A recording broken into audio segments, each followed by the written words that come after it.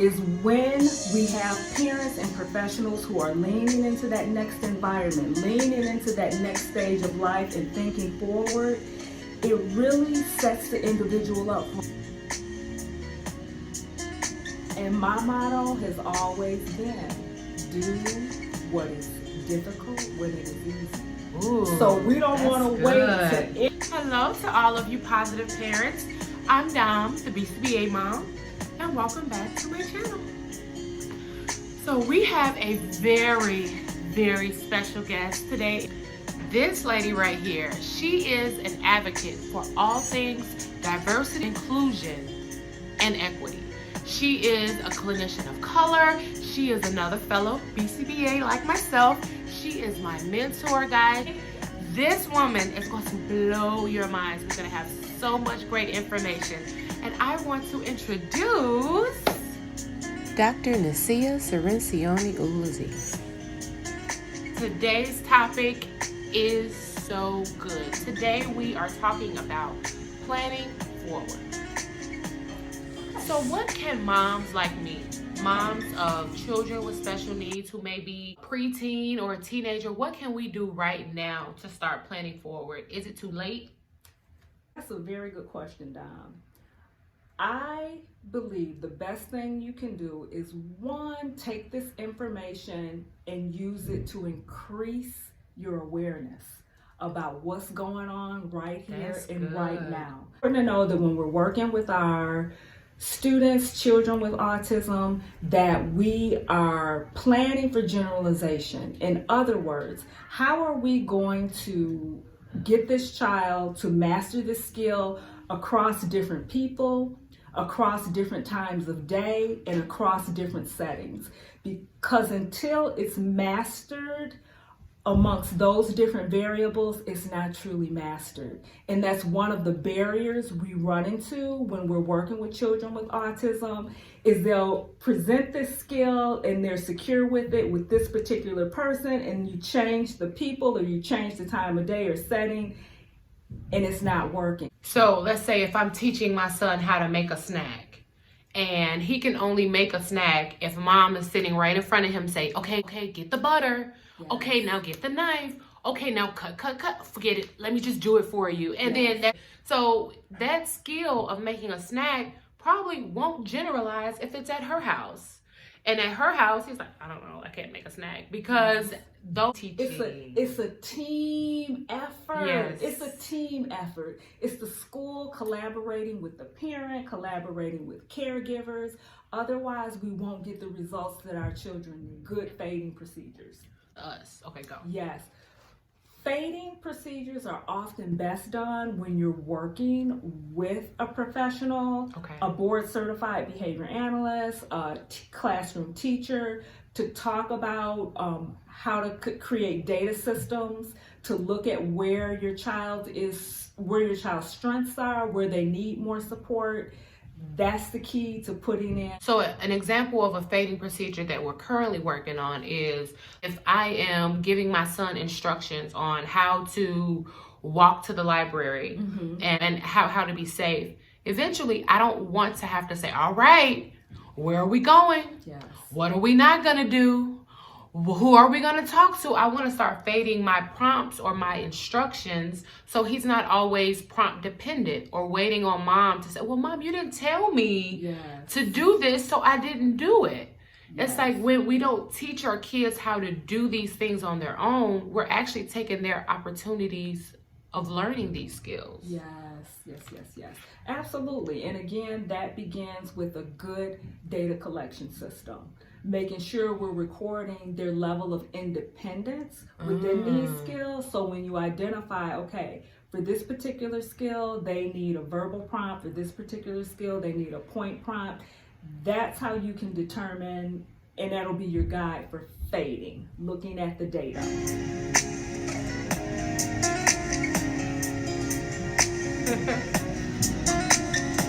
Okay.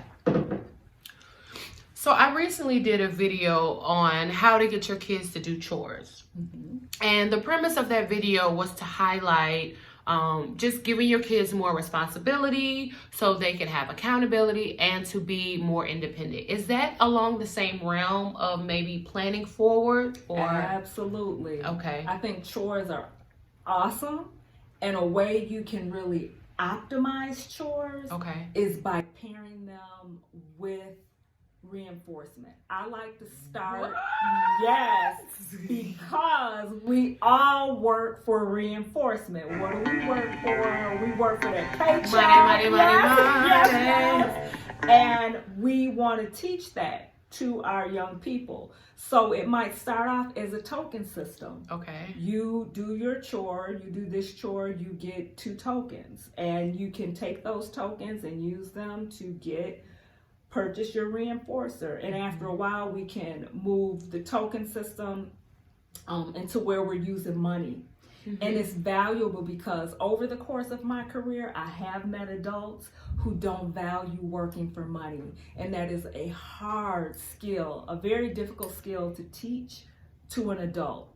It's much better. It's a lot easier to teach that skill to a child. So for all the parents out there that says, I'm not going to pay my kids to do what they're supposed to do, that's not the case here. No. We're introducing them to currency. Yes. We are introducing them to a lifelong skill that they're always going to have. My parents always gave me an allowance for work. Yes. And when I turned 16, the minute I turned 16, I went out and I got a job. I've been working ever since then because absolutely powerful. Another thing that I recommend parents do, depending on what state you're in, is think about what services are available to your child when they become an adult.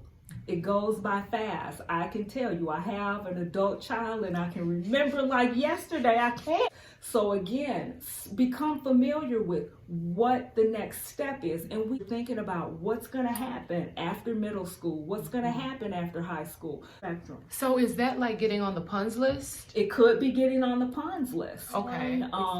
Reach out to your human services department and ask the question, what will be available to my child once they transition out of school service? That's an important tip on thinking forward and planning forward is you really want to teach your kids how to advocate for themselves, specifically our young Black kids. And this may be opposite of what we traditionally teach in the Black household, because I don't know about you, but how many of you where you try to, excuse me, Mom, I really don't like peas. And she said, girl, you better shut up and eat your peas. Yes. Or how many times have we tried to question our parents and say, hey, well, why is it that I have to? And they have punished that behavior or quieted our voice, because that's just a part of our culture to stay in a child's place, to not question what mom has to say and to not talk back. But Dr. Nasiah is saying that this is a really key skill that our young Black people are lacking.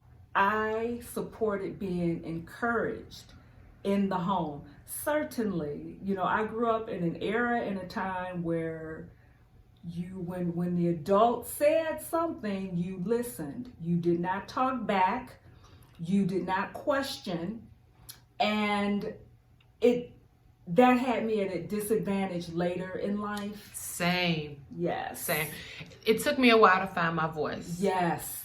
So what I encourage is we always want to teach our children to be respectful of elders. That's a huge part of our culture, it's too. It's so important. But there is a way to be respectful and at the same time teach advocacy. Just a conversation I'm looking forward to having, and I would love to hear people's feedback. Mm-hmm. Many of us are thinking, well, how do we distinguish advocacy versus disrespect? Yeah. Not establishing a clear boundary is why, we are at a disadvantage with maybe some of our first responders.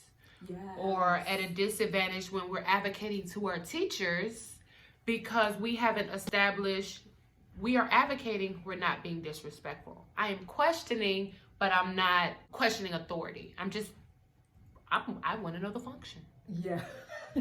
I just want to know. I want to know the function. Yeah. You have a voice and you can use it. So how can we even teach that skill as young as a 3-year-old or a 4-year-old?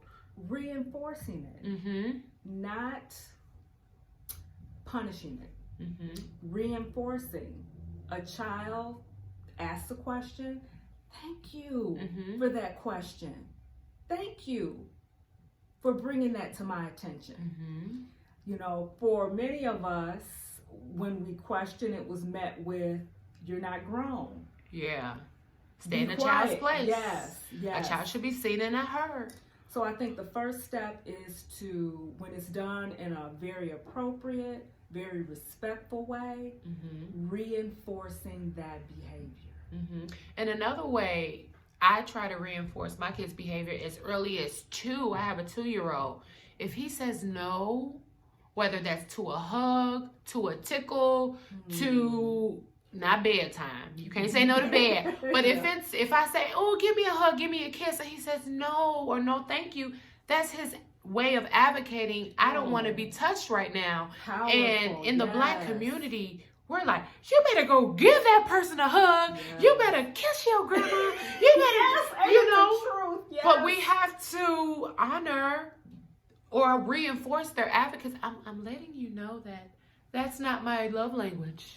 I like high fives instead. Okay. And that's okay too. I'm looking forward to the feedback from this. Please comment on this topic. I know this is a touchy one in the Black community, period. It pretty much counteracts everything that we have been taught. But what we have been taught is generations and generations of it comes didn't have a voice to begin with. You know, that you bring up a good point. Now, my family is from the rural South, from Mississippi and rural Alabama. Rural South. The rural South. So back in the day, you know, children were to be seen, not heard. For their safety. For their safety. Yeah. It kept them safe. That was the function Yes. of that behavior.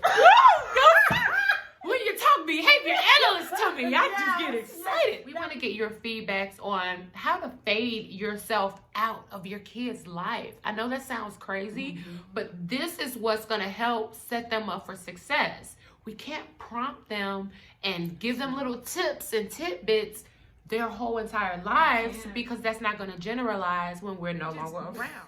We just want your comments on all of these great tips that we got today. We want to have a dialogue about this. We're gonna dive deep into this thing. 2020, hey, all about it. All about it. We're gonna go so hard. So I hope you're ready. Yes.